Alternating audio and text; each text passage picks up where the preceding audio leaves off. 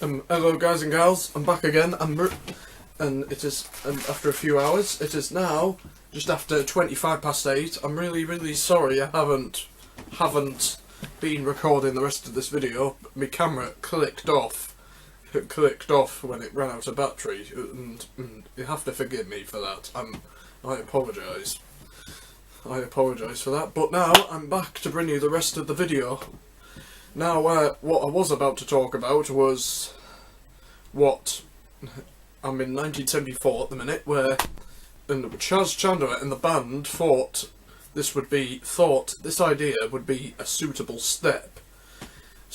next step to continue the band, a suitable step, in the band's career, and it would be a feature film simply called Slade in Flame.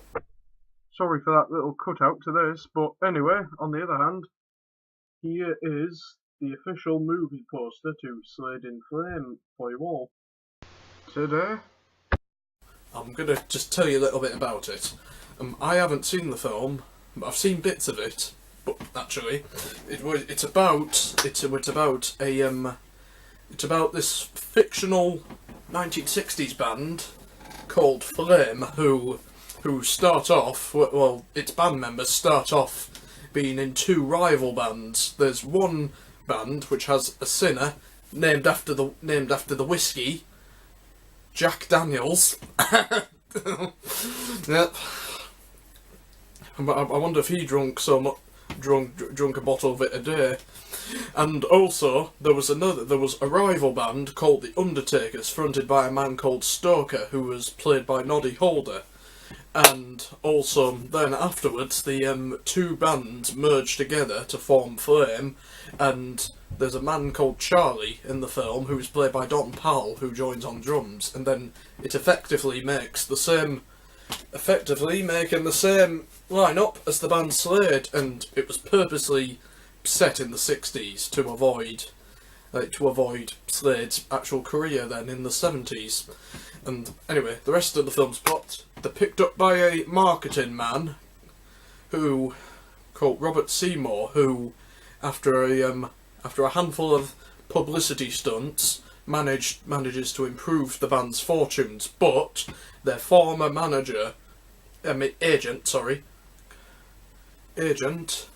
former agent, played by a man called Johnny Shannon. He tries to. Their former agent tries to stake a claim to their earnings and use violence to try to get his way. And, well, the band gets taken to the top the band's fortunes rise up to the top only to break up at their peak because the band members tire of the music business and then they break up. And that's what the film's about. And also, the soundtrack album was actually made from a handful of Slade songs which haven't been properly. I think they've been made, but haven't been properly released yet. And also, the film is actually based on real life events as well. What happened to many groups in the 60s, and also when I said an agent trying to claim the band's earnings and being roughed up by associates as well. And also there was one roughed up by associates of his former agent to try to get his way. And also there was a bit in the film where Noddy Holder was stuck in a coffin, and she was stuck in a coffin, and he said, "I can't get out," because he'd been locked in a coffin, and there was and such as and that was based on something I think it was called Screaming Lord Such, I think it was called. Anyway, sorry, a drink. Just had to nip to go and get a drink again. I'm back now. The film itself premiered in 1975, early 1975, and also there was quite mixed reactions to the film, where you're from fans and music management, where fans were laughing on one side and also management were laughing on the other. But also it was attended by many like high profile music artists of that era, your some actually, and also although it didn't win any Oscars, the tunes were all still fab, I'll say. Well, anyway, and also there was 3 songs which got released from or a couple of songs actually. And anyway, 2 songs from that from the soundtrack album got released as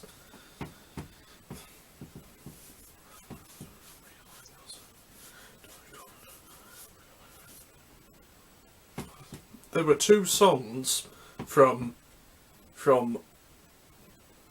the Slade in Flame soundtrack which got released as singles. The first one was Far Far Away. It was a ballad, and that reached number 2 in this country and topped the charts in Norway. And How Does It Feel? And then that reached number 15, and also it had it was one of the those 2 songs showed the gentler side of the band, and also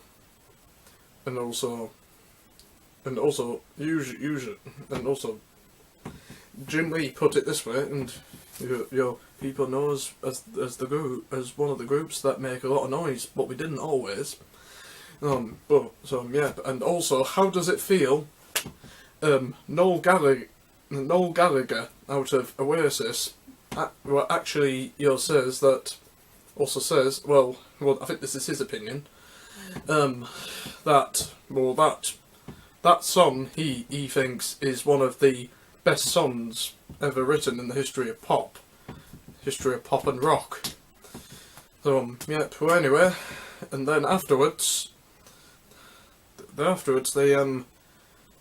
was one more follow-up called Thanks for the Memory, Wham Bam, which came out, which peaked at number 7 in the UK. So, anyway, 1975... Well, 1974 was actually and 75, because they were out of the limelight making the film, it started one of the indicators of their decline down in popularity, and also, and their chart positions declined as well, as you heard me say them, number 2, 15, 7, so, and also, the rest of the world, most of the world loved Slade, but America was the last place the band needed to try to conquer and convince. So the Slade they made a permanent move over to America to try and build up a solid reputation from live performances, and also try to get lots of airplay over there. Column A was quite great, but column B not so.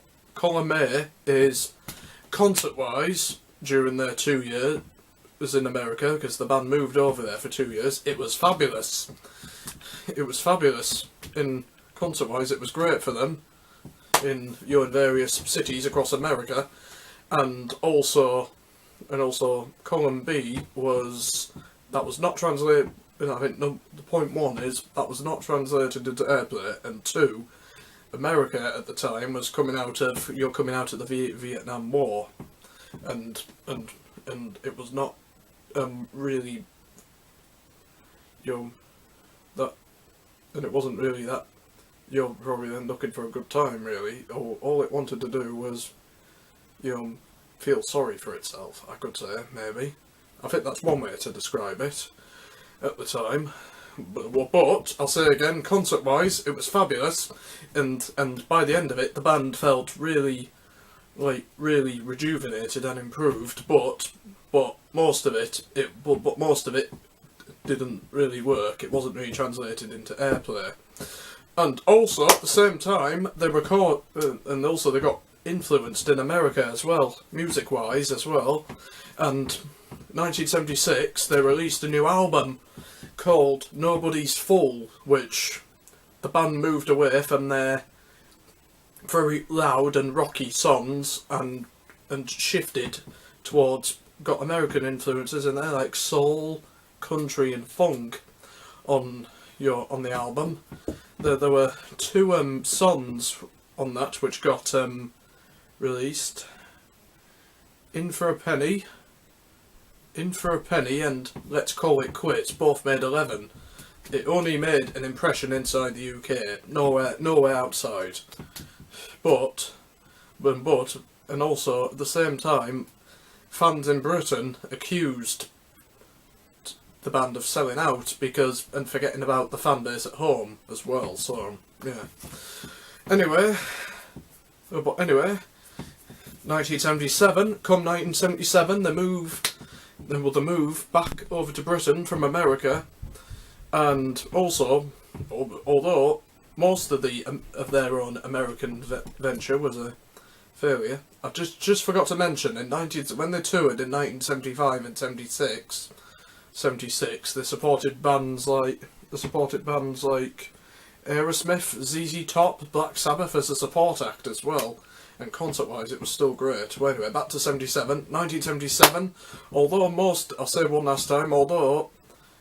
of their American venture was seen as a failure, the concert-wise, it was very fabulous, and the band felt really rejuvenated and improved as well. But, and one of the other things is that when they returned home, punk rock replaced glam as the new popular style of rock, and Slade only for a few years, or their wilderness period, if you like, along with other acts for a while, were probably seen as you're probably seen in the late 70s, like you're a bit like rock dinosaurs, or Dave Hill put it, anybody successful before punk rock was out of it. For a while, was out of it for a while, unless they find a way to survive and get back up.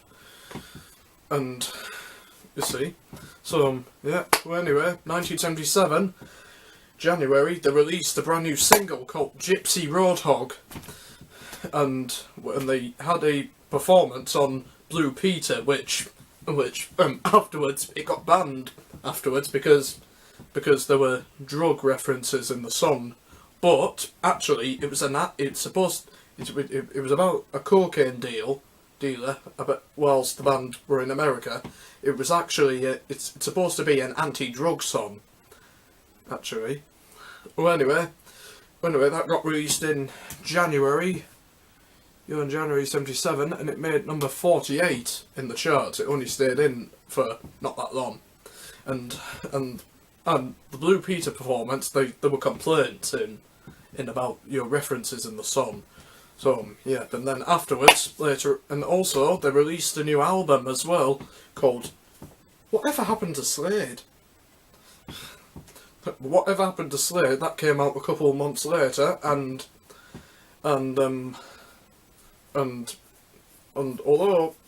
the album wasn't successful commercially, it had quite some critical acclaim actually, and also from the punk rock community as well, and being an influence as well. And also, I just forgot one last thing to mention, over in America, although their American venture was a failure, I'll say one more time, they also left their mark on a number of bands as well. So I should have said that before I talked about this. Well, anyway, I'm sorry for getting everything muddled up. It won't be this time. Anyway, 1977 later on, and also on their 1977 tour, they could still sell out venues, but only in universities and colleges. halls and clubs, and also in small to average size venues at this time. And also, it was only 4 years since the band headlined Earl's Court in London by this time, so they found the experience underwhelming, I think I could say. Well, anyway, never mind, we're going to move on to this next single which came out, which also got banned because it had a very risque content in it. It was called Burning in the Heat of Love, it was called. That came out 77. That single wasn't really much as a success either. But this next single, which I'm about to talk about, is an amalgamation of 2 Arthur Ruddrop songs, which Slade merged together and recorded and released this as a tribute to Elvis Presley, who died a couple of months before, in August 1977, and also... Well, anyway,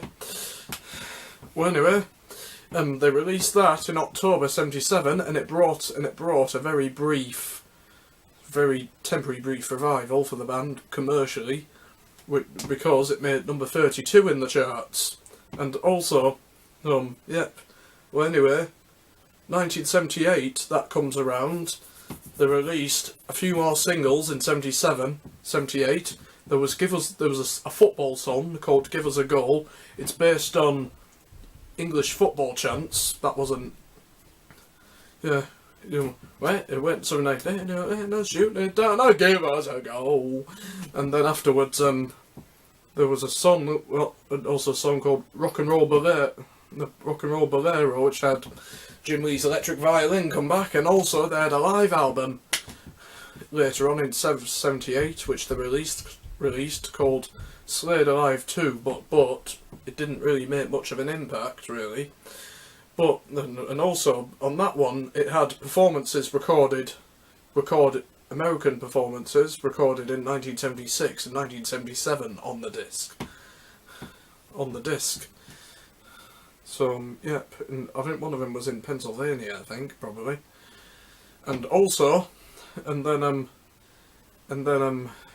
we're going to be moving on to 79. Your 1979, the band released an album later on in 1979, which was called "Return to Base," which was by that time the band's fortunes had waned entirely by that point. Receiving little fortune, and the only income which they were relying on at the time was songwriting royalties. And also, and on the cover it just had the title on there and just a red colour sleeve on the front. And also from that album there was a 3 songs which got released, a song called "Ginny Ginny," "Sign of the Times," and also a song "Wheels Ain't Coming Down," which later appeared on the band's next album. I'll talk about that in a minute. Anyway, and also the band released a version of the Okie Kokie as well. Well, anyway, and also, Return to Base was also the first album not to be produced by Chas Chandler and also Jim Lee was getting more into the production side of things by this point, and also there were disagreements on both sides. For one on the band, mainly Jim Lee, and also Chas Chandler. Jim wanted to produce band material, and he didn't believe Chandler was delivering that. So as a result, no longer believed in Chandler, so they dropped him as producer, but they kept him on as manager for a couple more years. So, yep, and also that album was produced by Jim Lee, that album, as well. So, yep, and also, in 1980, as we get into the new decade, their fortunes have, waned entirely, and also the group was on the verge of breaking up at the time. and I'll tell you this story. Dave Hill had the guitarist had an idea to try and make some money to just to try and make a bit of money to provide for his family. He came up with an idea of driving couples to their weddings in a Rolls Royce. so he's taking people to their weddings, and yeah, Jim Lee once said, yes, Dave was going to start a wedding car business. Not one of his brightest ideas. So he said, I think he said to his manager, well, I'm going to have to leave and do this, he says. So, so yeah. Well, anyway, guys and gals, that's the end of the 1970s part of this discussion video. Next video will be the 1980s and the early 90s, and what the band members are doing now. So, yeah, well anyway, I hope you've enjoyed part 1 and 2. I've actually ended up talking for quite a long time, actually.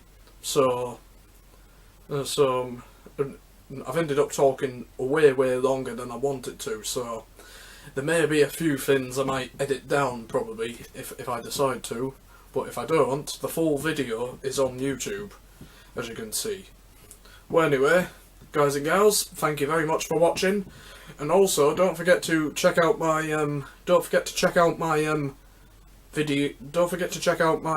anniversary videos, because it's my 5th anniversary on YouTube, and I'm uploading and I'm re-uploading concurrently with new videos. Some favourites from the last 5 years, which I'm uploading as well, to look back on, recollect, and also for any new people watching, to enjoy, and also to enjoy and experience. Well anyway, guys and gals, see you in part 3. Peace.